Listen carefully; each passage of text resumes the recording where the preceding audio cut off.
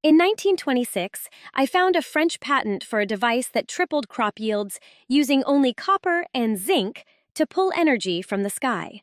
A British committee spent 20 years reviewing the results, then locked every report in a vault marked not for publication. Then the devices just vanished. His name was erased from history, but the patents survived. You see, the fundamental laws of physics never really change. Over the next hour, you and I will uncover what was buried. Subscribe to Remember Old Film as we expose 4 forgotten sciences. I call this the forbidden physics of gardening. Now, Justin Christoph was not exactly a household name in the world of science. He was a farmer, a relentless tinkerer, and a true experimenter born in France in 1865. By the early 1920s, I found he had spent decades chasing one idea that plants thrive on invisible energy from the sky. He built rods, spirals, and antennas. He staked his reputation on results that defied agricultural rules. In 1925, Christoph filed a Swiss patent for his celestial apparatus. Document CH118648A described a system of copper and steel designed to capture atmospheric electricity for the soil. That patent is still a legal artifact today, detailing every wire and plate. I believe his drive came directly from working the fields. He claimed his device made oats grow 5 feet tall and dying trees flourish. He published everything, inviting anyone to visit his gardens. The French press was stunned by his diagrams and photographs. For him, proof was always meant to be public, measured in real harvests. Long before chemical fertilizers, he believed nature already provided everything a plant needed. We just had to learn how to listen. His patent remains a silent witness to a forgotten chapter of agriculture. Photos from the mid-20s show vegetables that look out of this world. Pumpkins wider than barrels and cabbages as tall as a person. These images fueled rumors of a breakthrough that defied every known soil science. Magazines printed claims of harvests twice the usual size. But outside his circle, few could say where these pictures came from or who verified them. The British Electroculture Committee took notice in the early 1920s. They gathered reports, reviewed images, and sent observers across Europe to investigate. The mandate was simple: separate true fact from pure fantasy. For nearly 20 years, they collected yield records and testimonials. Their secret reports cataloged everything from giant barley to those peculiar garden devices. Despite the visuals, their files reveal a pattern of unanswered questions. No original negatives or third-party validations for the dramatic images ever surfaced. The photographs always seemed to hover right between evidence and legend. For every snapshot of a huge crop, I found a lingering doubt. Could a simple wire explain these harvests? Like this video if you want to see more forgotten science and history uncovered. My search for scientific proof was only just beginning. Every patch of ground sits right beneath an invisible river of electricity. The air above our heads holds a steady charge, positive in the sky and negative in the soil. I call this the atmospheric potential gradient. On a clear day, the difference is 100 volts for every meter you climb. It is a silent voltage flowing like a gentle tide. Plants stand right in the middle of this field.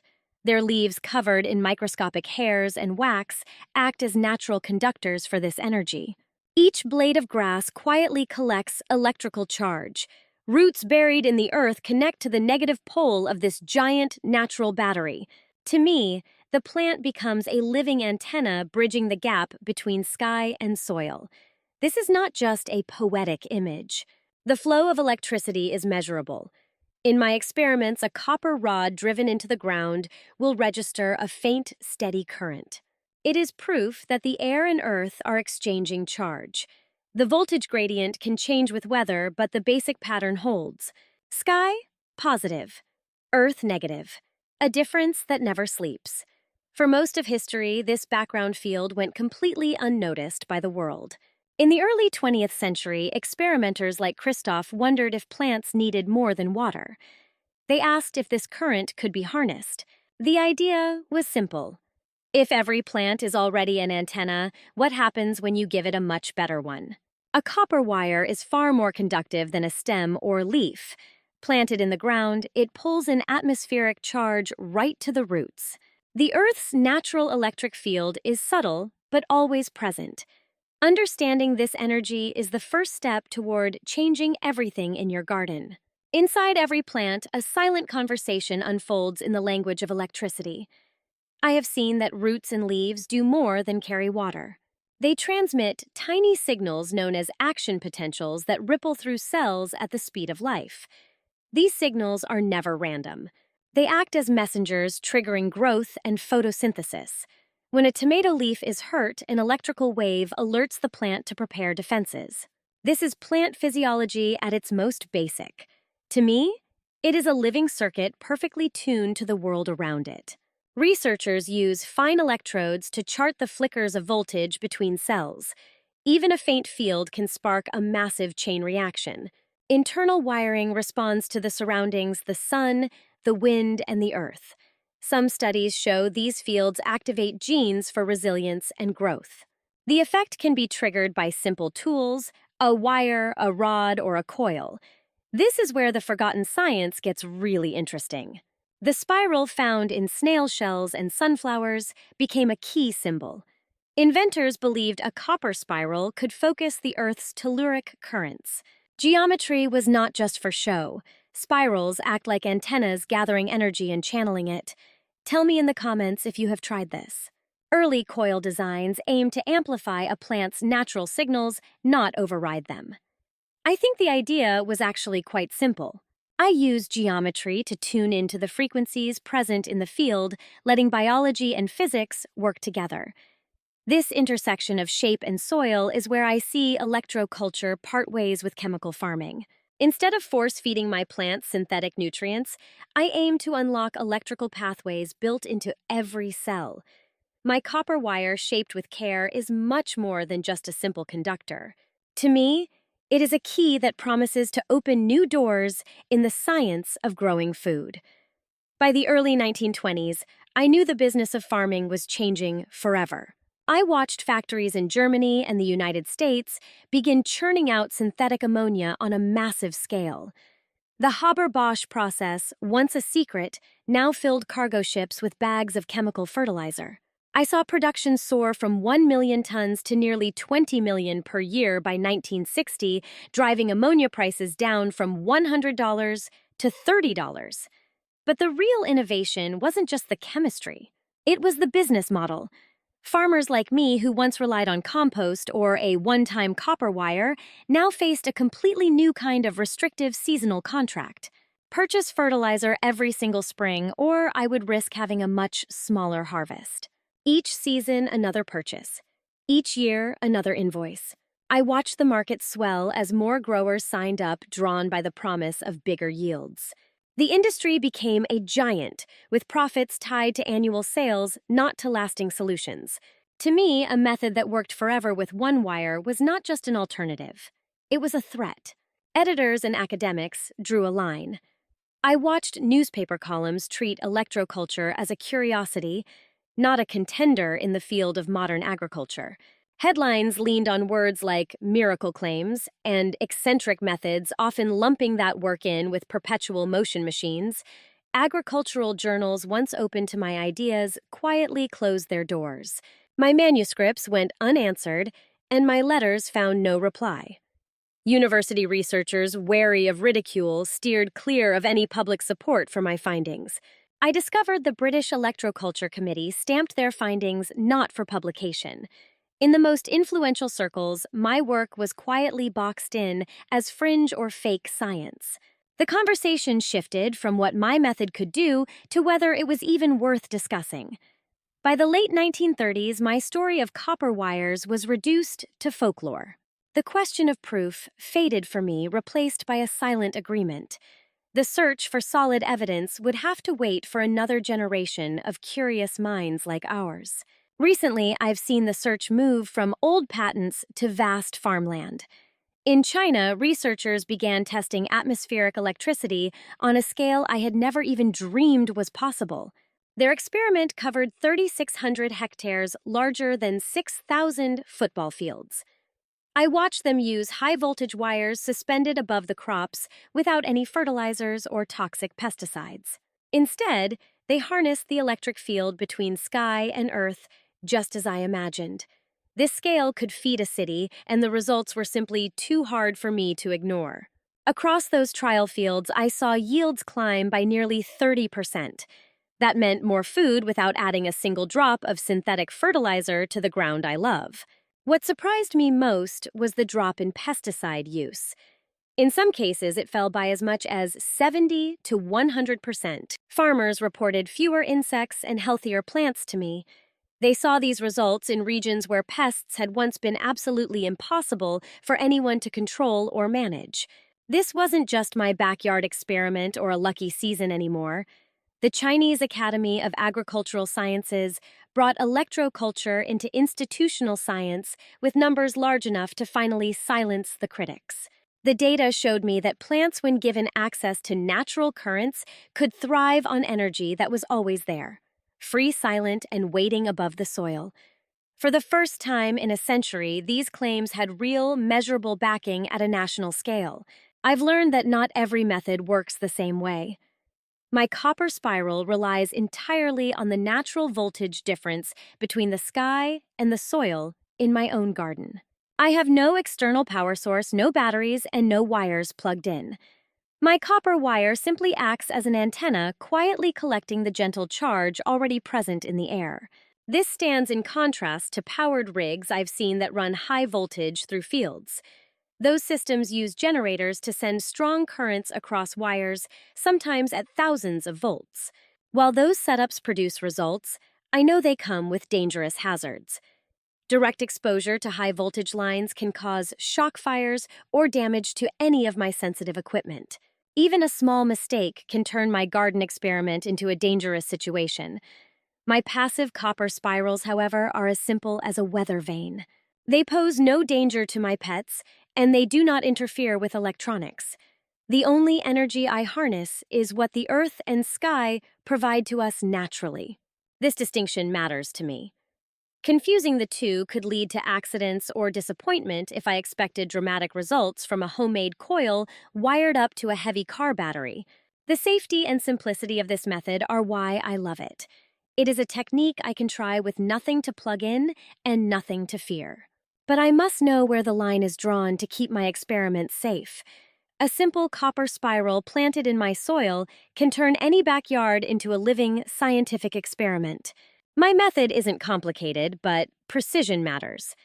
I start with a length of 14-gauge bare copper wire about as thick as a sturdy paperclip. I wrap it into a loose spiral aiming for a diameter between 5 and 20 centimeters. Some homesteaders use a wooden dowel to keep the coil even, which I recommend. My finished spiral has at least 3 turns so that air and light reach through the gaps. Once shaped, I drive the dowel into the soil so it sits quite deep. The crucial detail is the tip must face magnetic north. I use a cheap compass to get the direction exactly right every time. I never skip this step because telluric currents flow north to south.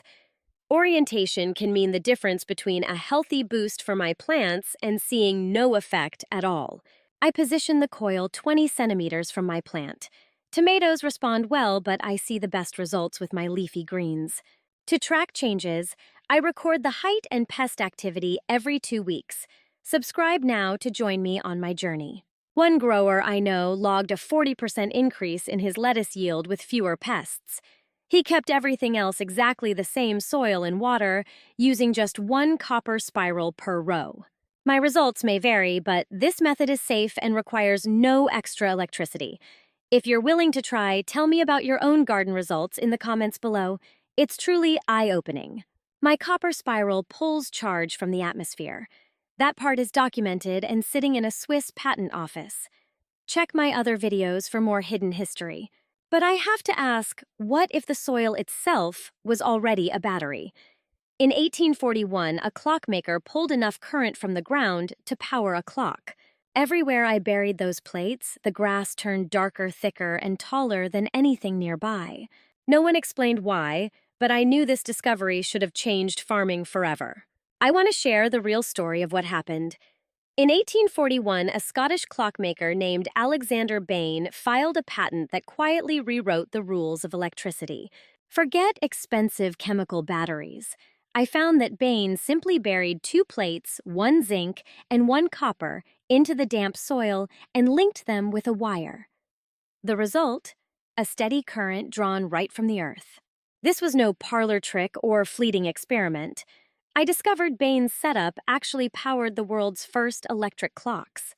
Their pendulums swung with energy coaxed right from the soil. His patent British number 8763 showed how buried plates could drive gears without any winding or refilling. Bain realized the Earth was its own battery that never ran dry. I found his Earth battery was much more than a workshop novelty. It moved straight into the heart of Victorian telegraphy. As the need for long-distance power grew, British stations used buried copper and zinc plates to send signals over miles of wire. With soil acting as the return path, this method let operators stretch lines farther while cutting costs.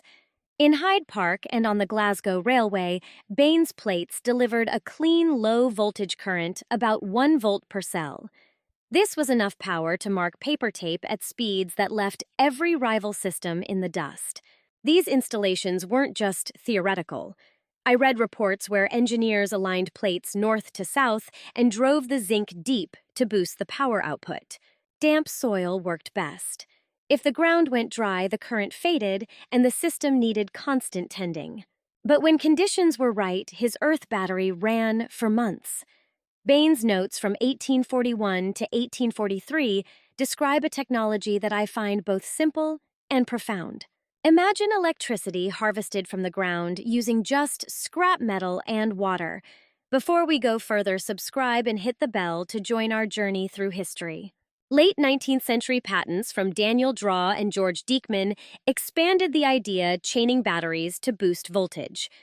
Through all my research, I saw the core principle never changed.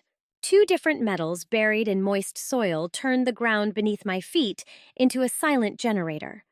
Before power grids existed, this was a revolution hiding in plain sight. Bain's battery quietly powered the Victorian world ticking under railway embankments. It proved to me that the Earth is alive with current, just waiting to be tapped. The mystery of why this technology faded starts with a simple observation. Wherever I found these plates hidden, I noticed something strange happening in the soil around them. Reports began circulating among telegraph workers and farmers in the damp fields where copper and zinc plates lay buried. Something very odd was happening right under their boots. While lines buzzed overhead, the ground itself caught my eye. A strip of grass between the hidden plates stood out darker, thicker, and taller than any patch nearby. I saw no fertilizer or secret compost, just two metals and a slow current seeping through the earth. Interestingly, no scientific paper ever captured these remarkable changes. Instead, the story spread by word of mouth. I heard about a Yorkshire station master who pointed out a lush strip running right alongside a buried wire. An Essex groundskeeper joked that the grass seemed to know where the wires were. I saw this pattern repeat across muddy embankments and quiet country lanes. Wherever the ground carried a current, plants looked healthier and more vigorous.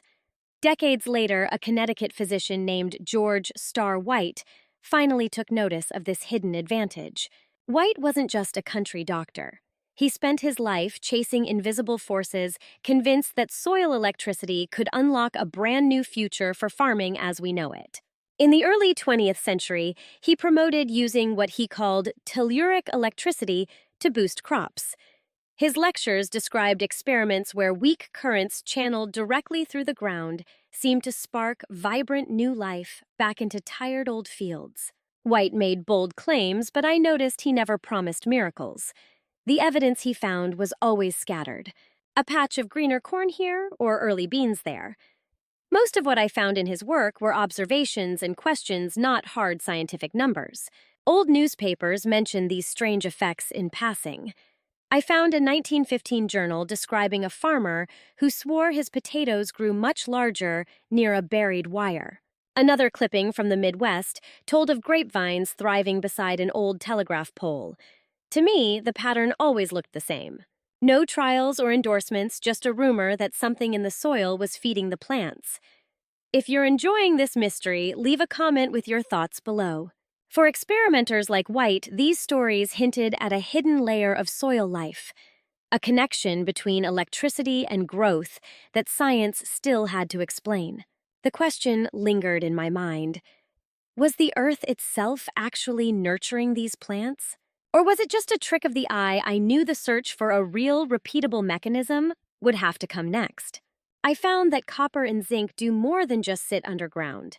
They trigger a reaction that turns the earth into a living, breathing circuit. The science behind this is called galvanic action.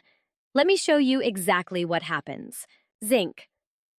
The reactive metal starts losing electrons. I watch those electrons travel through a wire above ground, seeking out the copper plate. The soil acts as a bridge carrying ions between the metals. This flow of electrons is what I call direct current. It is the same current that powered Bain's old clocks. But in the ground, I saw this current do something else entirely.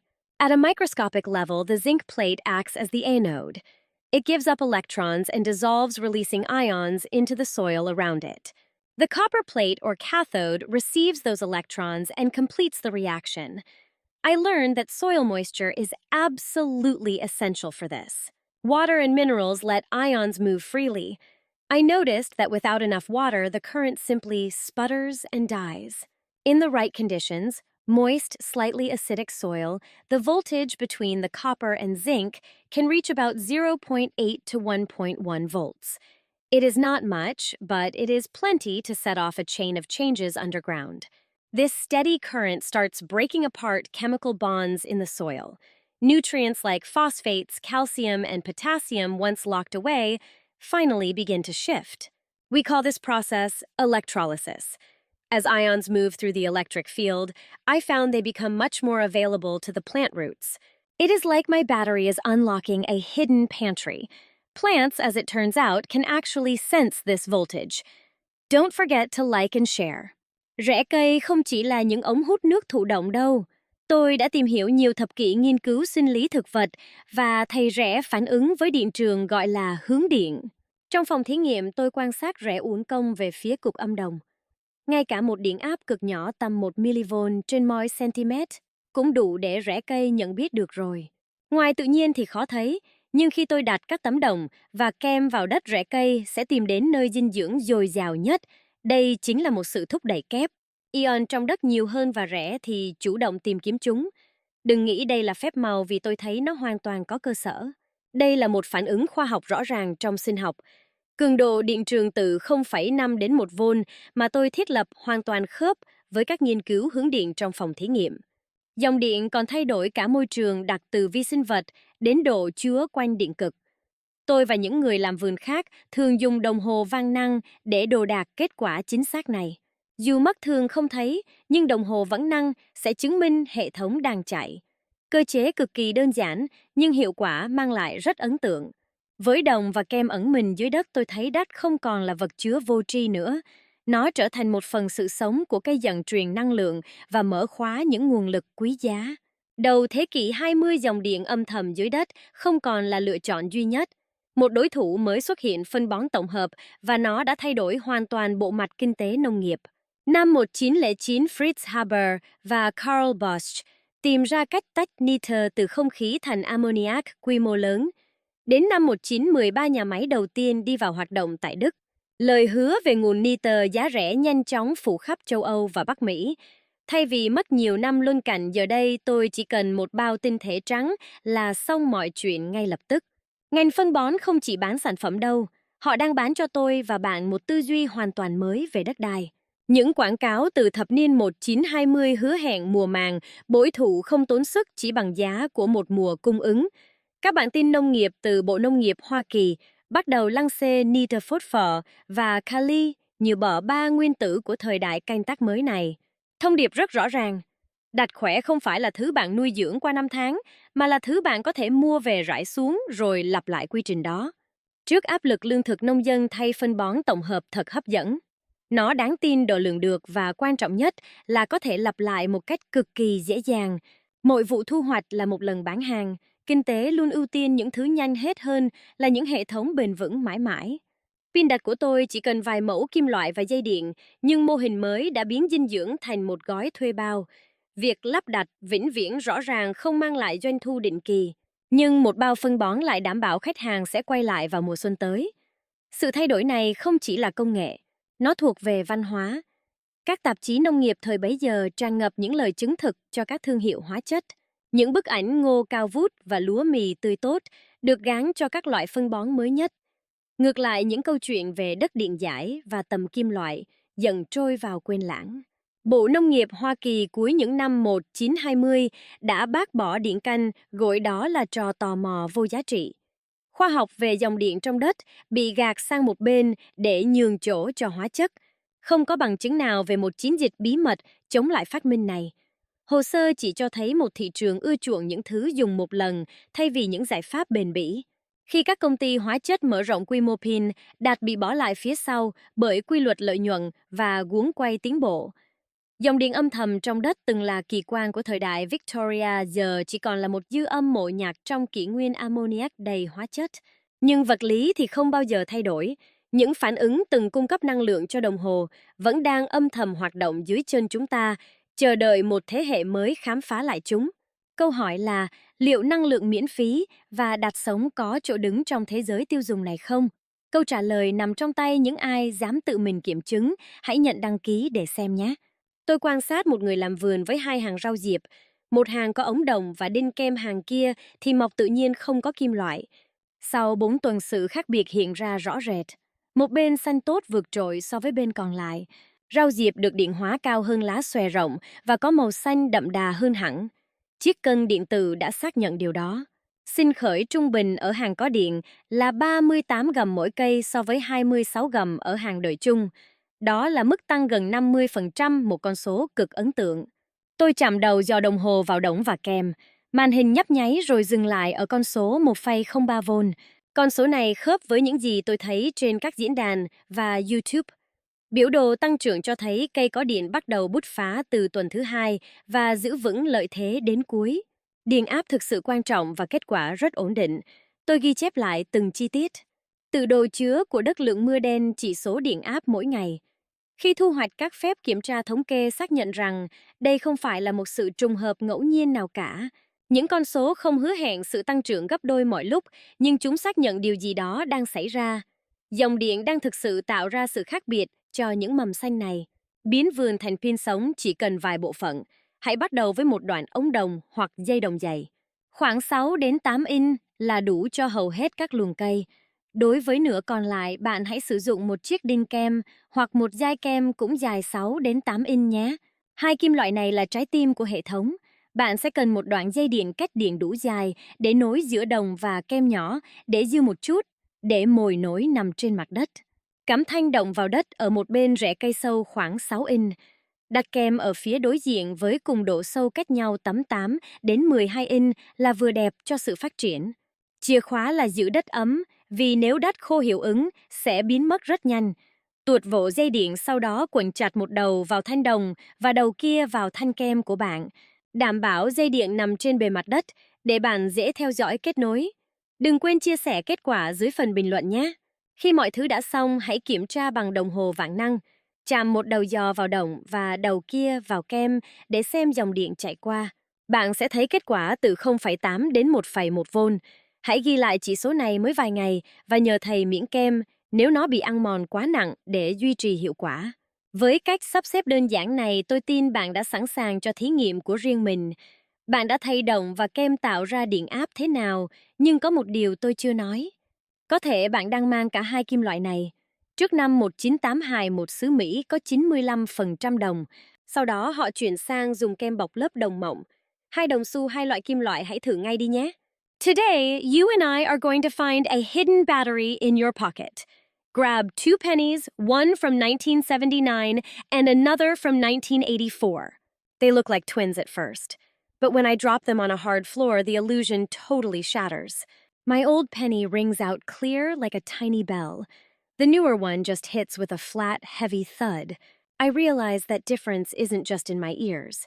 It is buried deep inside the metal. Every penny I find from before 1982 has a copper core. The new ones are just zinc with a thin copper shell. I just flip them over and check the date. Before 1982, they echo with that classic copper tone. After 82, the sound goes dull as zinc takes over. It is so subtle that most people never even notice. But I am holding the evidence right here. Two coins, same face, but on the inside they are worlds apart. To me, this isn't just pocket change. It is a clue to something much bigger waiting in plain sight. When I scratch the surface, the truth comes out. Under that copper coat, newer coins are 97.5% zinc. My older coins are 95% copper. The Mint made the switch in 1982 because copper prices were climbing. On paper, it was just economics. In my hand, it is a chemistry lesson disguised as spare change. If I sand them both down until the metal shows, I have the two elements that power a simple battery. This isn't just academic to me. When these two metals meet moisture, they actually start to react. A tiny electric pulse forms in the soil. Every new penny is a zinc time capsule just waiting for a connection. I see the formula right here in the open, one coin for copper and one for zinc. Let's look closer at how this secret once fueled a revolution. I found Justin Christoffel standing at the electric age's edge. He was born in 1865 and wasn't just a tinkerer. I saw his name on patents from Paris to Geneva. By the 20s, he was a gold medalist. While others chased gasoline, he focused on the invisible power in the air. I learned he believed nature's electricity could feed nations. He called his invention the electromagnetic terrestrial device. The design I saw was simple but precise. A zinc basin shaped like a bowl was mounted on a pole. Above it sat a copper plate to catch atmospheric energy. I know those metals weren't chosen by accident. Copper and zinc in damp earth create a natural battery. His 1927 patent outlined every single detail, with the zinc acting as the anode he was drawing in celestial forces. He didn't just dream this up in a notebook. I found that Christoffel built prototypes and tested them himself. His workshops eventually turned out thousands of these devices. Farmers from France to Belgium lined up for them.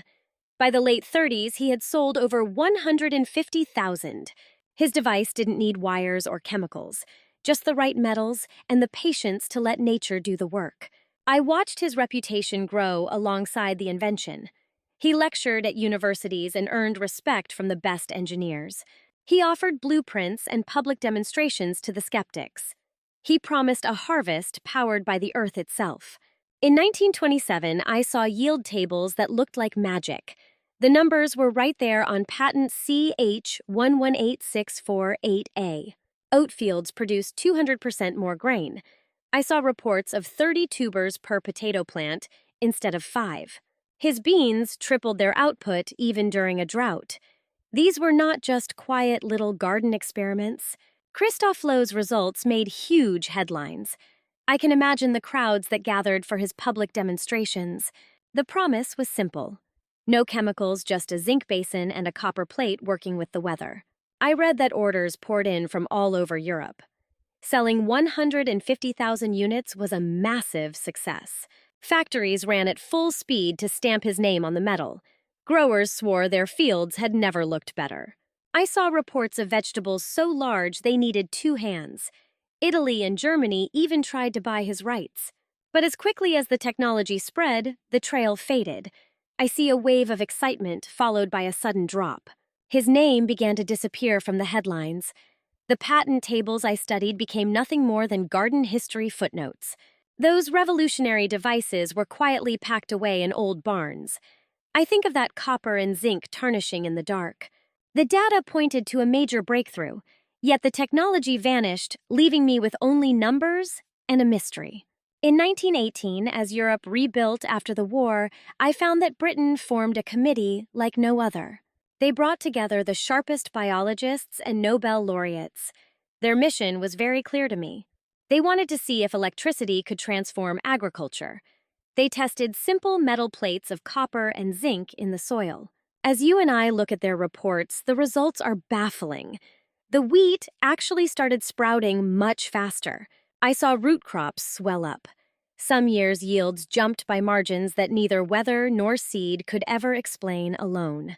One report promised substantial gains and urged further study. The committee's credentials gave all that work real weight. These weren't backyard tinkerers. I am talking about fellows of the Royal Society government scientists and university professors reporting to the ministry. Their findings filtered through official channels, hinting at a breakthrough that could change how food grew across the empire. For a time, I saw electroculture move toward national policy. I fully expected that once the data was in results, would be shared with farmers everywhere. Instead, as experiments piled up and evidence grew harder to ignore, the committee's work just began to recede from our public view. The story of those trials and the fate of their reports soon took a very different turn. I found the record hidden. Stay with me as we uncover this silence together now. A single red stamp not for publication locked away the findings I sought. Final volumes packed with years of crop data and letters simply vanished into the deep government archives. I only know of 2 copies that survived. The rest were pulled from circulation, boxed up tightly, and forgotten. In 1936, the British Electrocultural Committee was dissolved without fanfare. I heard the reason was shifting priorities and the need for practical solutions. But I know the timing was no accident. That same year, the Haber-Bosch process swept Europe, turning air into synthetic fertilizer by the ton. Chemical plants sprang up, promising me endless harvests for a price. The market for ammonia-based fertilizers exploded, drawing in contracts and massive private capital. For the first time, I saw food production scaled up with bags of powder measured and profitable. The committee's experiments with simple metals in the soil threatened that whole new order. A free technique powered by weather and scrap metal had no place in the industrial agriculture model. To me, those stamped reports became casualties of a cold economic revolution. My question lingers: were results buried because they failed or because they succeeded too well? The answer remains locked in a vault hidden behind a stamp and a shifting tide of money. For me, electricity in the soil isn't just a party trick. When copper and zinc meet in damp earth, they spark a reaction as old as the first battery. Their atomic makeup drives electrons from zinc to copper, creating a steady current of 1.1 volts. It is not enough to light a bulb, but it is plenty for my plants. I am not speculating here. This is basic electrochemistry. It is the same principle powering Alexander Bain's 1841 Earth battery. It runs every cell in your drawer. What I see happening next is pure biology. I watch roots sense and respond to electric fields, a phenomenon called electrotropism. When a small voltage runs through the soil, roots will actually grow toward the copper cathode, seeking the current source. This subtle nudge guides my root tips to water and nutrients they might miss. In experiments, plants exposed to low currents show stronger, denser root systems and faster growth above ground level. But my story does not end with electricity. As the zinc corrodes, it slowly releases vital zinc ions into the soil. My plants need zinc to make tryptophan, the amino acid at the heart of auxin synthesis. Auxins are hormones that tell plants to grow, stretching stems, swelling fruit, and branching the roots. If I do not provide enough zinc, this pathway stalls. With it, growth surges for me. Recent fieldwork backs up the old claims. In 2018, researchers in China reported that adding low-voltage galvanic cells, copper, and zinc plates in moist fields boosted crop yields by 20 to 30% every year. My plants weren't just bigger, they were healthier with more vigorous root systems and higher resistance to stress. These numbers echo the wild results from Christoflo's day, measured now with modern instruments instead of just simple old garden folklore. The mechanism I use is simple: 2 metals, a little moisture, and a current that feeds roots and biochemistry. My penny trick isn't just a myth. It is a living, testable hypothesis grounded in physics and plant science, waiting for anyone with a handful of coins and a patch of soil. Start with 2 coins in your palm, 1 copper and 1 zinc. That is all you need for this simple system. smash that like button. My materials list is short: a penny from before 1982, another from after 1982, sandpaper, and a small length of copper wire. If you will try my second method, no batteries, no chemicals, no gadgets, just metal dirt and water. First, clean both pennies with some rough sandpaper. I want bare metal exposed copper shining on one, the silver gray of zinc on the other. This removes protective coating so the soil can do its work. For my ring method, dig a small hole on either side of your plant's root zone. Place the copper penny on one side and the zinc penny on the other side exactly 4 inches apart. My spacing matters close enough for current to travel through the root ball, but far enough to avoid contact. Cover it with soil water as usual and let the natural battery form way deep underground. For the wire method, I wrap a length of copper wire tightly around a zinc penny. I twist the ends so the copper makes firm contact with the zinc. I bury this assembly near the root's copper side facing up. The wire increases surface area, boosting the electrical connection I need. In both setups, I find moisture is essential. The system will not work in dry dirt. 1 set per plant is enough for me. More isn't better, and too much zinc can harm roots over time. My methods draw on basic horticultural spacing. Pennies or assemblies should sit where feeder roots are most active, usually 4 to 6 inches out from the stem. Once I have installed them, there is nothing left to adjust. The coins do their job quietly day and night, feeding a trickle of current and zinc ions directly into my soil. My penny starts working the moment it touches moisture, but the process won't run forever. Like any battery, the voltage drops as the zinc is slowly consumed by the earth. That is why my careful monitoring matters. Every few weeks, a simple multimeter reading will tell me if the setup is still active. If the voltage falls below 0.5 volts, I swap in a fresh zinc penny. The copper side, unless badly corroded, usually lasts me much longer. Too much zinc, though, can push my plant from healthy to stressed. 1 zinc coin per plant is the upper limit I set. Doubling up won't double the effect. It just risks overloading my root zone with too many metal ions. I keep a notebook of dates, voltages, and changes in growth. This isn't just curiosity. Subscribe now to help me uncover more forgotten history together. Tôi coi đây là xương sống của mỗi thí nghiệm thực tế. Nếu thấy lá vàng hay rẽ chung lại, hãy kiểm tra ngay điện áp và sổ đóng xứ kem đang dùng. Lượng mưa tưới tiêu và độ chứa của đất đều ảnh hưởng tới tốc độ kem tan chảy, nên mỗi vườn mỗi khác. Tôi thường coi mỗi cây là một thử nghiệm riêng. Hãy ghi chép lại mọi thứ đối xử khi cần và đừng vội mở rộng quy mô nếu chưa theo dõi sát kết quả. Thử nghiệm có trách nhiệm là phải tôn trọng giới hạn của phương pháp này. Hệ thống đồng xu này đơn giản nhưng cần sự tỉ mỉ. Nhờ đăng ký kênh để cùng tôi khám phá tiếp nhé. Đó là cách những phát hiện mới trở thành công cụ thực thụ. Đến nay mọi cách tôi thử đều dựa vào phản ứng hóa học. Đồng gấp kem dòng electron tuôn chảy và làm đất thức tỉnh. Nhưng vào năm 1974, 2 nhà nghiên cứu đã công bố những bức ảnh phá vỡ mọi quy tắc. Những củ cải lớn gấp 3 lần bình thường. Những quả dưa chuột chín sớm 2 tuần so với dự kiến. Không dùng đồng, không dùng kem, cũng chẳng cần pin. Chỉ dùng một thời nam châm duy nhất. Biển số duy nhất ở đây là một lực vô hình mà tôi không thể nếm ngửi hay nhìn thấy. Trong cuốn sách năm 1974, Albert Roy Davis và Walter Rawls đã trình bày những bức ảnh đen trạng thách thức quy luật sinh học. Tôi thấy đám củ cải đặt cạnh nhóm đội trứng. Sự khác biệt không hề nhỏ. Những củ cải được xử lý bằng từ trường đã phình to gấp gần 3 lần khối lượng của những củ bình thường khác. Cừ lớn đến mức chất cả đĩa rẽ quang thành một lớp dày đặc. Tác giả khẳng định năng suất tăng 200 đến 300% mà không cần một giọt phân bón nào. Không đặc biệt, không chặt kích thích, chỉ có một thời nam châm, được đất cực kỳ chính xác. Lạc thêm vài trang tôi lại thấy hình ảnh những dây dưa chuột. Những dây dưa tiếp xúc với cục nằm châm đã chịu qua, trong khi nhóm đội chung vẫn lết đết với đám lá non. Cuốn sách ghi rõ dưa chín sớm tận 2 tuần. Biển sợ duy nhất là đầu nào của nam châm hướng về phía hạt giống. Mỗi tấm hình đều được đánh sổ và đi kèm ghi chép tay về ngày tháng, trọng lượng rất chi tiết. Những bức ảnh này không hề giấu giếm tham vọng. Chúng thách thức trực tiếp quan niệm cho rằng sự phát triển của cây trồng chỉ bị chi phối bởi yếu tố hóa học. Quy mô sự bất thường này rất rõ ràng. Đây không chỉ là những cải tiến nhỏ nhặt đâu. Kết quả báo cáo vượt xa những gì ngành làm vườn truyền thống mong đợi từ một tác động đơn lẻ.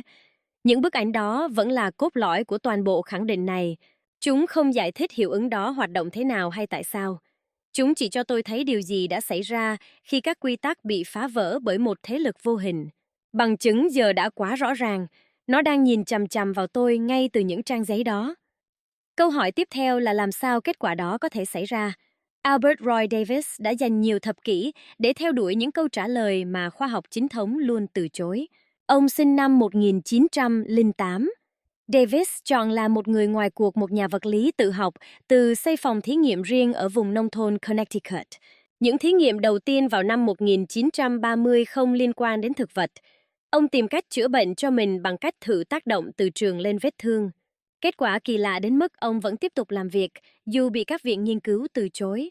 Walter Rawls xuất hiện trong câu chuyện của tôi vài năm sau đó. Là một kỹ sư hóa học, Rawls đã mang kỷ luật vào sự tò mò không ngừng của Davis. Họ cùng nhau kiểm tra xem lục tự vô hình có thể nhào nặn thế giới sống hay không.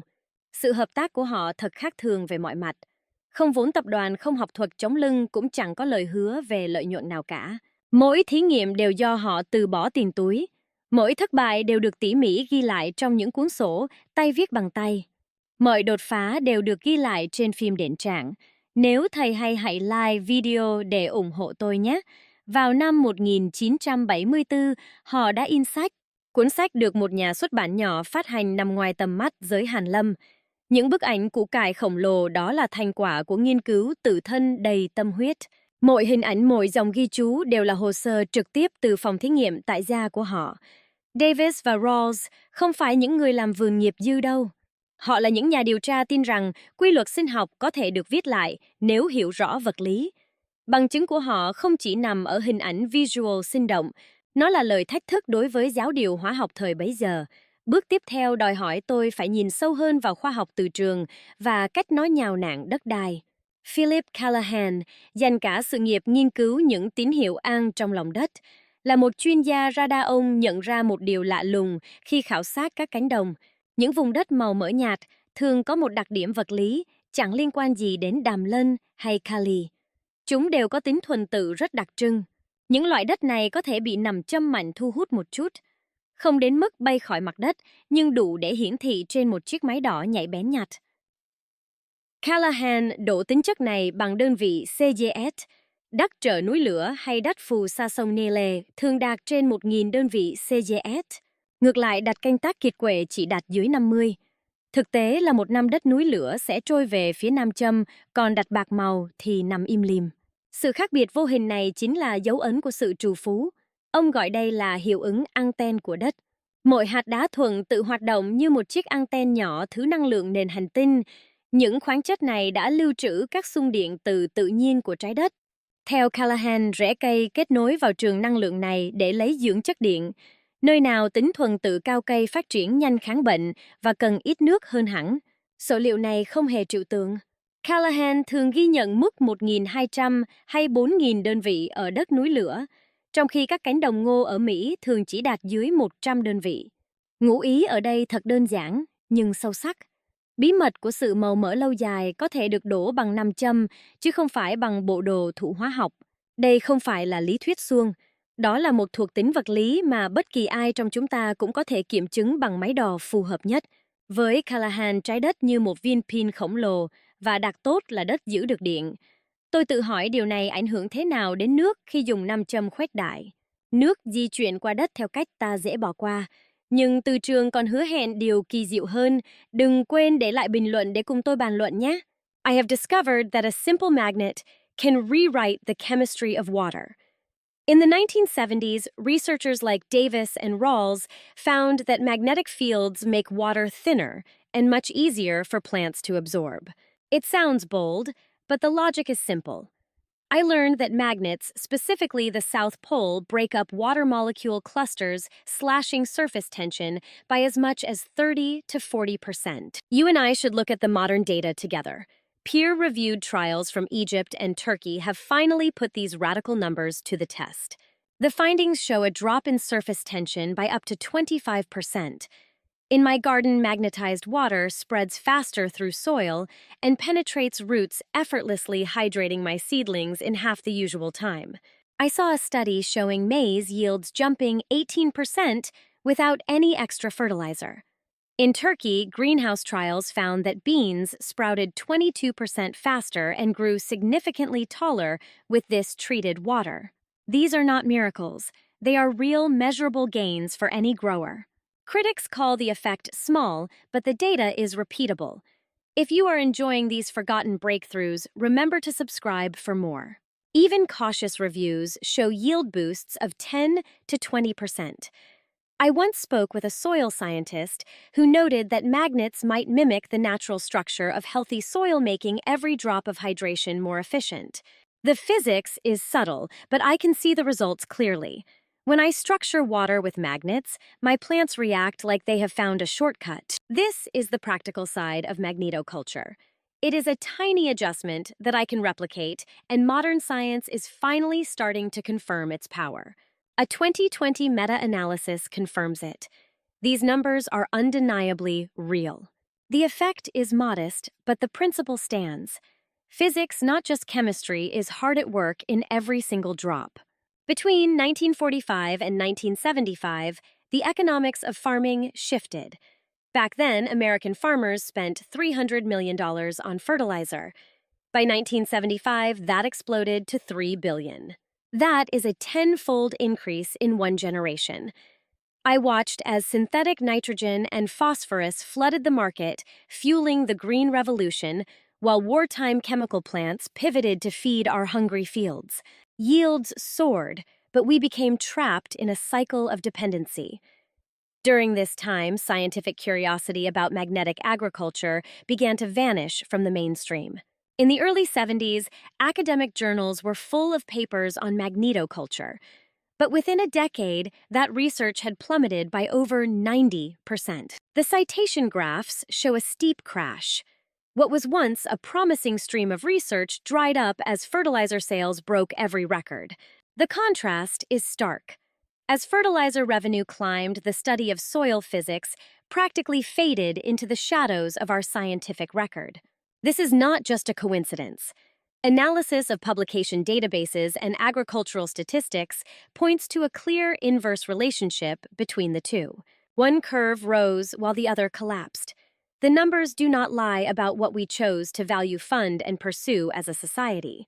Physics-based farming did not die from lack of evidence, but from a shift in economic gravity. Why keep a tool that promises permanent fertility when you could sell one that requires constant purchase? A permanent magnet costs me less than $5 and outlives every tool I own. One bar placed in the right spot works for decades with zero maintenance and no extra cost. Compare that to our current model. A bag of chemicals costs $50 per acre and must be replaced every single season. For the companies selling these inputs, the logic is easy. Recurring sales mean recurring profits year after year. A magnet is a one-time sale. Once I have it, I do not need to buy from them again. Trade groups rarely mention magnetoculture in their bulletins. When they do, they usually warn me that it is unproven or not recommended for commercial growers, despite what the research actually shows. The official line claims we lack robust data. But behind those words of caution, I see a massive structural incentive to keep buying. The chemical model keeps us on a subscription plan. The magnetic method threatens that cycle by being too simple and too permanent. It offers an exit, a tool that cannot be patented or locked away. This resistance is not just about skepticism, it is about protecting the bottom line. It is a system where every acre means another transaction.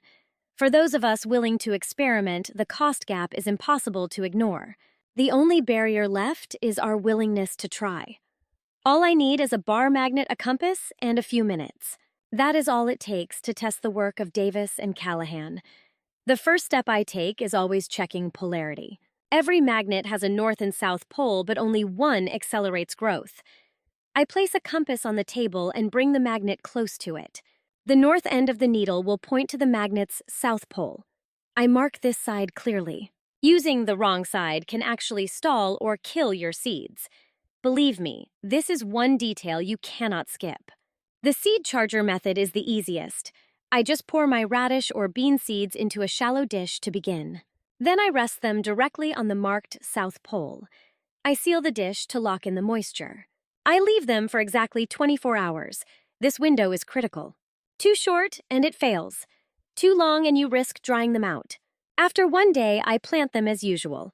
I expect to see sprouts 4 days faster with many more seedlings breaking through the soil. In my trials, germination rates jumped 20%. The early growth was noticeably stronger and more vibrant than the untreated control group.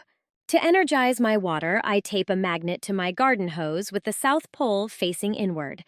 I make sure it is secure. I keep the flow steady, no faster than 1.5 gallons every minute for best results. Higher speeds disrupt the field. This magnetized water absorbs into my soil faster, reaching deep roots that usually stay dry. Give us a like. My trials show 20% faster moisture penetration and improved vigor. To boost a tree, I bury 4 magnets deep in the soil around it. I point the south poles toward the trunk. I space them evenly in a circle about 1 to 1.5 meters from the base, 5 to 10 centimeters deep. This setup lets me mimic the paramagnetic fields found in volcanic soils. I usually see fruit sets arrive a week or two early, and my tree's health gets much better. If I misalign these magnets or use the wrong pole, the whole effect vanishes. Success really depends on me getting the polarity exactly right. I always double-check with a compass before I start. If you find this useful, hit that like button. Trust me, these are not toys. To me, they are precision tools. I have learned that the difference between success and failure is measured in millimeters and minutes. My germination tests prove the difference between theory and practice. I placed 10 radish seeds on the South Pole for 24 hours, and they broke soil 2 days early. Their stems came up thick and the leaves grew broad. By day 7, I saw that nearly every seed had sprouted. 9 out of 10 reached for the light. In the tray right next to them, exposed to the North Pole, only 3 seeds showed life. The rest stayed sealed as if winter would never end. My control group, untouched by magnets, fell somewhere in the middle with 6 or 7 seedlings. They were slow and uneven, with roots that hesitated to branch. I found the South Pole group averaged 87% germination. The North Pole group only hit 28%. My controls hovered around 65%. By the end of 2 weeks, the plants I treated with the South Pole were not just taller. They measured 54 millimeters on average compared to 45 for my controls and a tiny 31 for the North Pole. These are no accidents. You and I can see these numbers line up with Davis and Rawls' reports. This effect works on beans, cucumbers, and even wheat, too. When I use the wrong pole, the failure is immediate and painful. In one trial, my north-exposed bean seeds showed a 70% drop in germination. The lesson I learned is clear. Polarity is not just some small footnote. It is why one garden thrives while another never starts. I see bigger roots and faster growth with nothing even plugged into the wall. But there is one question I still had to answer. Why do insects attack one of my plants and ignore the one 3 feet away? A scientist from the Department of Agriculture spent his life proving the old answers wrong. He found that bugs do not just smell my plants. They are actually scanning them for a frequency. I found that a single copper coil can shut that signal right off. During the height of his career, Dr. Philip Callahan worked at the Grain Insect Research Lab in Georgia. He was an entomologist with a very unique background. I discovered Callahan trained as a radio tech during World War II. Mastering invisible signals in European skies shaped the questions he brought to the lab later. His curiosity was relentless. In the 1960s, he started examining insect antennae under high-powered microscopes to see how pests found their targets. What he saw really caught him off guard. To his eyes, the structure of moth and beetle antennae did not look random at all. Instead, they looked like the finely tuned arrays used in radar systems. He saw long repeating shafts covered in ridges, spaced at very precise intervals. To Callahan, this was not just some biological oddity. He saw it as a piece of high-level engineering. He published his micrographs and invited other scientists to look closer. His years of research led him to a very radical hypothesis. He thought insect antennae might act as waveguides capable of picking up electromagnetic signals. His 1975 book described tuning into invisible infrared frequencies. Let's think about his argument. Insects were not just sniffing for odors. They were scanning for the energy signature of a living plant. Inside the government labs, his ideas raised plenty of eyebrows. Yet his technical skills were too good to simply dismiss. He published over 100 scientific papers during his career. He constantly pushed his colleagues to rethink how insects actually navigate our world. The evidence, as Callahan insisted, was right there in the microscopic details. To him, these structures were for tuning into a hidden world of signals. His work challenged me to look beyond chemistry. Infrared cameras have now revealed the hidden world he saw in the garden.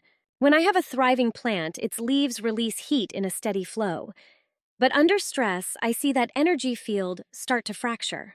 I have seen how drought or disease disrupts a plant's metabolism. It leaves behind a messy patchwork of hot and cool spots. Research centers use thermal imaging to spot stressed crops early. Subscribe to the channel if you want to see more of these hidden garden secrets. Dr. Philip Callahan looked at these heat maps and saw more than just temperature. He believed the difference between healthy and sick plants went much deeper. In his view, a strong plant emits a coherent signal that blends into the background. He argued that insects simply cannot tune into this signal. They fly right past my healthy plants, unable to pick them out. But when a plant weakens, I see its energy field become chaotic. The infrared emission turns into noise like a radio stuck between stations. To a hungry insect, this is a clear beacon that my plant is vulnerable. Modern scientists have studied how insects find their targets. Most believe pests rely mostly on smell and visual contrast. But some, like fire beetles, can detect tiny shifts in radiation. Experts note that while chemistry is key, insects are very sensitive to temperature differences. You and I know the idea of insects decoding infrared is still controversial, but stressed plants definitely broadcast their trouble to the world. To me, the difference between coherent and chaotic energy is not just academic. It gives me a new way to think about my plant health. If a distress signal is what draws pests, then masking it could make my plants invisible. I wonder if a simple copper wire could change everything. I watch a slug approach the edge of my garden bed. If you enjoyed this, share it with a friend. A copper wire lies waiting in the earth. I watch the slug touch the copper, bridging the gap to the damp soil and closing a natural circuit. My voltage meter jumps, showing a spike from 0.5 volt to 1 volt, fueled by that mix of copper slime and soil electrolytes. This isn't magic or wishful thinking, it is basic chemistry. Copper and slug slime form a galvanic cell. It is how batteries work. Within seconds, the slug recoils. I see a sharp, unmistakable retreat, usually taking less than 2 seconds from first contact. I have seen this reaction stay consistent through every trial. Even the boldest slugs turn back after touching the wire. Scientists have measured this effect in labs, logging every voltage curve and withdrawal time with absolute precision. Most slugs turn away in under 2 seconds. They rarely try twice. It is visible, measurable, and most importantly, repeatable.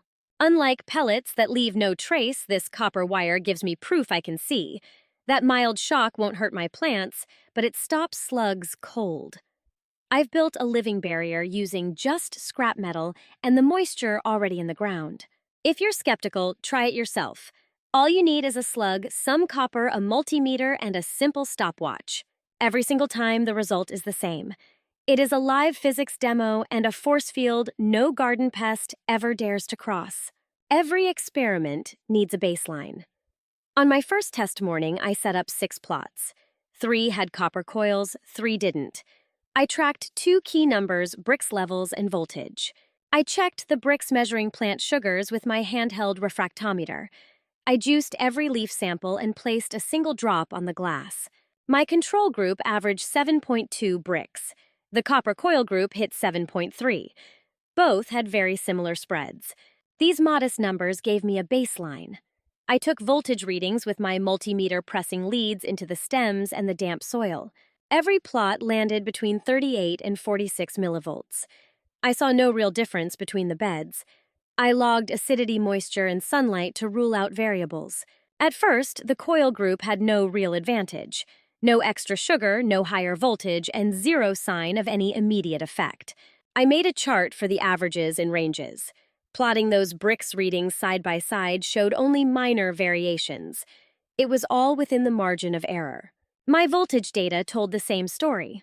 All 6 beds stayed in a tight cluster. This pre-test snapshot became the anchor for all my future comparisons. I planned weekly follow-ups. For the next month, I tracked bricks voltage pest counts and even the leaf color. By committing myself to hard numbers and repeatable methods, I drew a clear line between real observation and just wishful thinking. Any claims about pest resistance or plant health had to stand up against this baseline. Measured, not just imagined. Imagine it is Paris, 1923. Georges Lakovsky stands among his geraniums holding a simple length of copper wire. His test was simple. He took plants with tumors and gave them no medicine or chemicals. Instead, he just slipped a single open copper loop around each stem. He called it an oscillating circuit. He believed every cell vibrates like a tiny radio. According to his journals, the results were absolutely dramatic. Those geraniums with coils survived and recovered, while the others withered away. Word spread fast through French science circles and hit the newspapers. Headlines hinted at a whole new era for plant health. If you are enjoying this, hit subscribe. He published diagrams in his book and filed patents for the coil design. It was a simple loop, never a closed ring, and always with a visible gap. I have seen these documents in the French National Library archives. They show the unmistakable Lakovsky coil. A century later, that same open copper loop remains the heart of every electroculture manual. Are you ready to try this now? That design hasn't changed much since those first Parisian gardens. A full century separates his original copper loop from the coils I see gardeners using in their yards today. Yet, the basic design has barely shifted. Those 1920s diagrams show one wire wrapped once around the stem. There is always a deliberate break. It is never a closed ring. That open gap isn't just some weird quirk. It is the defining feature of the whole thing. He described it as an oscillating circuit designed to let energy flow in and out, just like a radio antenna catching signals. Today, guides still call for that same geometry. I use a copper loop that fits loosely around the plant base with a gap no wider than a pencil. Whether it is on a geranium in Paris or a tomato in California, the principle holds. This open coil isn't some internet invention or a product of modern marketing. It is a direct descendant of a nearly forgotten experiment. This design was passed down through old patents and generations of trial and error.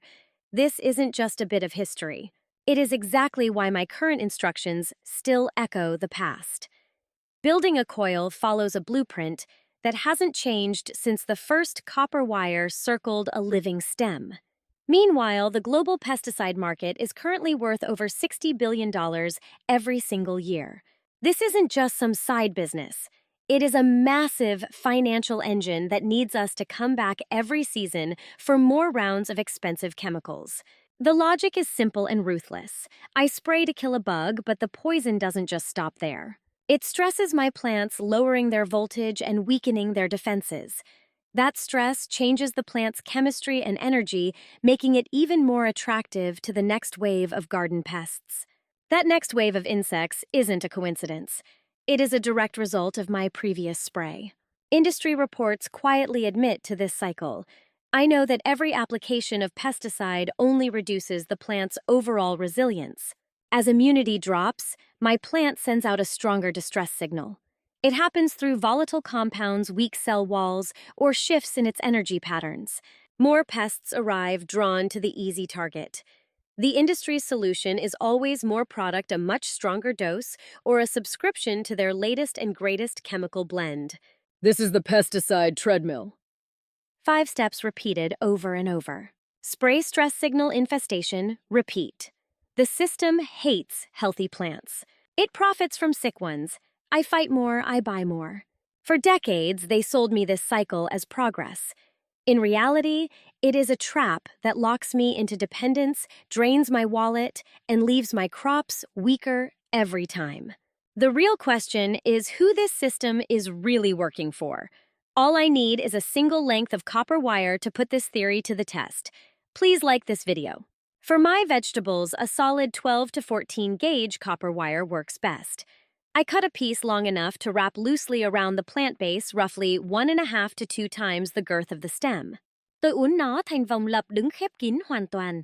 Hãy chữa một khoảng trống rộng tầm bằng kích thước một cây bút chì. Khoảng hồ đó rất then chốt. Nó giúp vòng dây trở thành chiếc anten thu sóng, chứ không phải mạch kín. Tôi lồng nhẹ vòng qua thân cây đất ngay trên mặt đất hoặc cam vào lòng đất. Không cần tuột vỏ dây hay dùng bất kỳ nguồn điện nào. Bạn đã nhận đăng ký kênh chưa à? Chỉ mất chưa đầy 1 phút là xong. Để theo dõi kết quả chính xác, tôi chọn sử dụng chiếc khúc xa kẽ. Vào ngày thứ 7, tôi ngắt lá nhỏ nhựa lên kính và đổ chỉ sờ bricks. Đừng quên lặp lại vào ngày 14 và ngày 30. Nếu cuốn dây hiệu quả, các con số sẽ tăng lên, có khi tới 2 hay 3 điểm chỉ trong 1 tháng. Nhiều nhà vườn đã ghi lại kết quả kinh ngạc này vào sổ tay. Có người thấy lá xanh đậm hơn, có người thấy sâu bệnh biến mất. Nhận thích nhé! Nếu muốn dữ liệu cụ thể, tôi dùng đồng hồ vạn năng đổ điện áp giữa thân cây và đất. Việc đảm bảo an toàn cho bản thân cũng rất đơn giản. Tôi luôn để cuốn dây xa trẻ nhỏ và vật nuôi tránh dùng dây phụ hóa chất. Cách này cổ xưa như sơ đồ của Lakhovsky, nhưng các phép đổ lại rất hiện đại. Mỗi lần đổ là một minh chứng rằng mẩu động vụn có thể thay đổi số phận của cái cây. 4 phương pháp một thế kỷ bằng chứng đã bị vùi lấp. Điện khí quyển pin đặt từ trường hay cuốn dây tần số. Tất cả đều được cấp bằng sáng chế rồi bị gạt bỏ vì các sản phẩm thương mại phải mua hàng năm. Quy luật vật lý không bao giờ dừng. Thử nghiệm này giờ là của bạn. Thử một cách đủ kết quả. Nếu tốt, hãy đăng ký và chia sẻ nó. Cách tốt nhất để hồi sinh khoa học bị lãng quên chính là gieo chúng vào mỗi khu vườn trong khu phố của chúng ta.